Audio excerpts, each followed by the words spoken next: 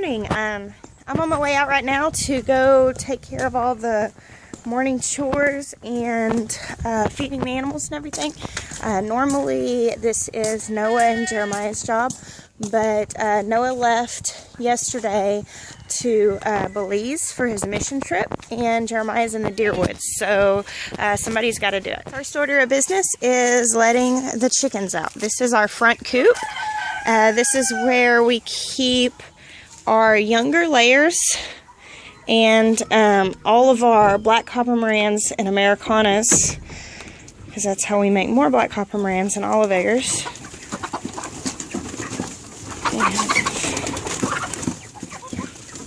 They're excited to be out this morning.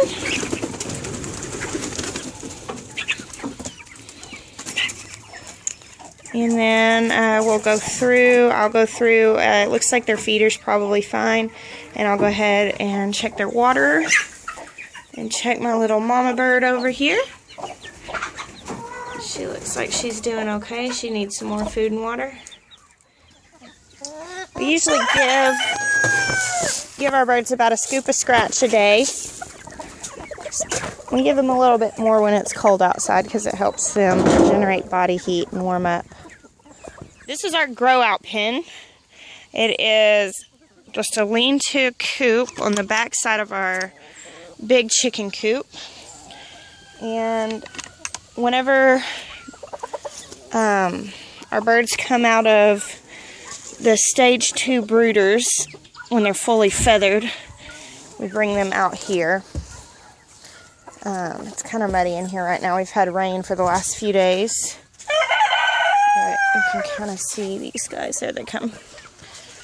These are about ready to go out in with the big birds. But we bring them in here because the big birds can kind of see through here, get used to them, so they don't get picked on whenever we integrate them into the main flock. So this is one of the back porch brooders.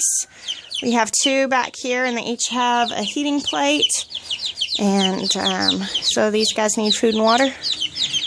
These are Jubilee Orpingtons that we hatched out of our breeding flock.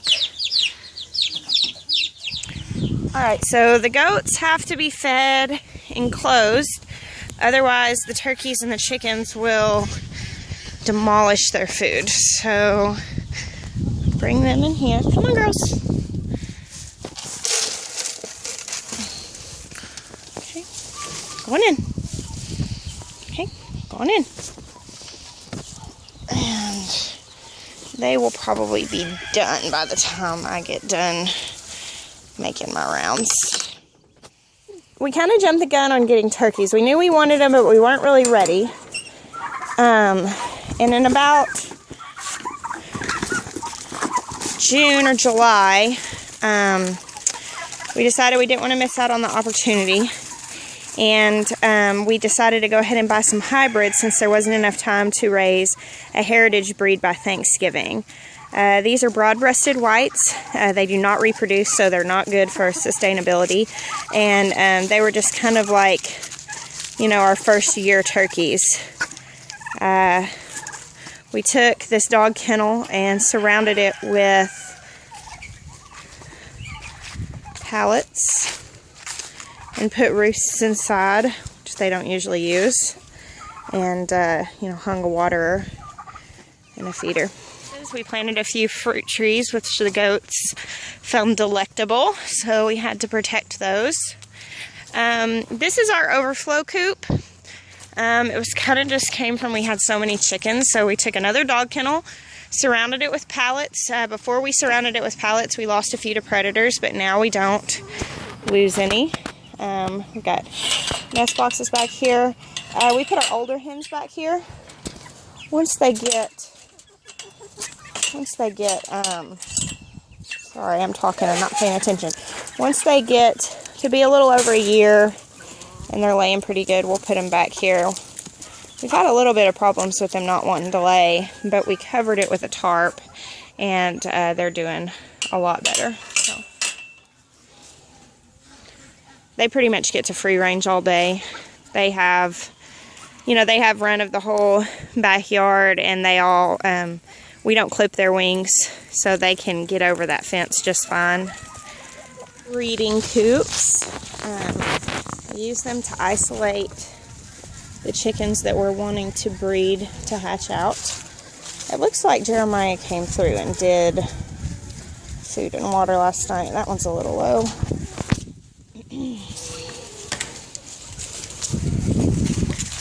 These are our Orpingtons. Eventually this will be all lavender and black Orpingtons, so you want to breed lavender or black back into your lavenders to keep their color good. But right now we have a few buffs in here that we're kind of just experimenting with because our lavenders aren't really laying yet. We have one lavender laying and one black laying, so we're just building up our breeding program. We have our Jubilee Orpington breeder stock.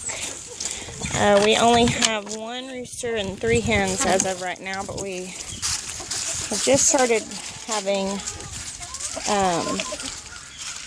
chicks hatch out. There's a little baby that snuck in. It's a silver lace Wyandotte. And this is Israel. He's scrappy. And here are the girls. These are the free rangers that came from the back coop. They know that their food is back here and are very excited about it. This guy can't wait at all.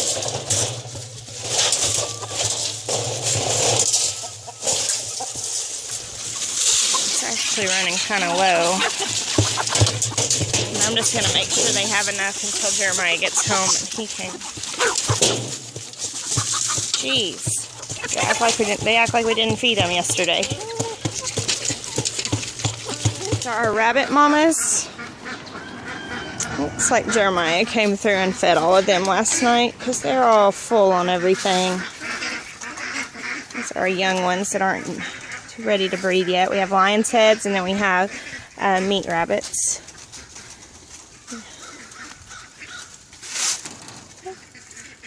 They're all good. I don't have to do anything for them this morning. Our silkies. This is another one of our little grow out pens where we put chicks once they're too big to be in the breeder, but they're not quite ready to be out in the flock. And I've given the silkies an extra amount of time in here because they're so docile. I didn't want them to get picked on.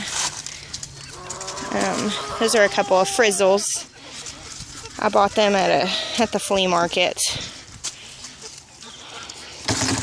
So there they come, out to explore the yard for the day. They need food also. Ducks, they're excited that I've just filled up the pool, but they won't go near it if I'm too close. We have 11 ducks. It just turned out that we ended up with 9 hens and 2 drakes, which is about perfect. We bought 50 this summer and sold most of them. Ducks have to have fresh water all the time. It's how they wash down their food, and it's how they keep clean. And since we don't have a pond or anything that they have access to, we have to keep pools filled for them. We actually don't feed our ducks. We just close them in at night and then let them out in the morning. They're excellent foragers. We probably will have to start feeding them when it starts getting real cold and there's not any fresh grass and stuff for them to eat. I'm making my rounds. I'm going to see if the girls are done eating their food yet. Yep, all done. So I can let them back out. That way they got to eat their breakfast instead of the turkeys eating it. Come on, Mary. This is Miriam. And this is Maggie. See, the turkeys are going to check out if there's anything left for them. Kind of one of the things we do every morning is we come through and we check the incubator and make sure everything's looking good in here. I don't think I have anything hatching this morning, so I check the water level and peek in here to see. Yeah, nothing's hatching or even pipped. It looks like Jeremiah moved down the eggs that needed to be moved down last night. We've got some duck eggs and goose eggs up here. And just a bunch of chicken eggs. These are all from our flock. They're either Black Copper Morans, Jubilee Orpingtons, or Olive Eggers. You can see here we've got the ones, these are waiting to be set. Or there's Lavender Orpingtons too, I didn't say that. And then this is where we put them right after they come out. We put them in either this brooder, this brooder. These are all Jubilee Orpingtons in here. And then in here are the Olive Eggers and Black Copper Morans.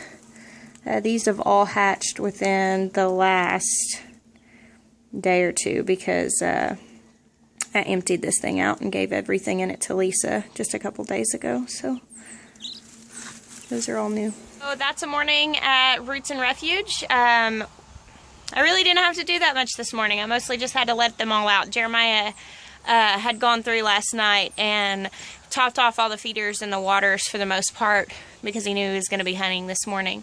So thanks for doing morning chores with me. Have a good day.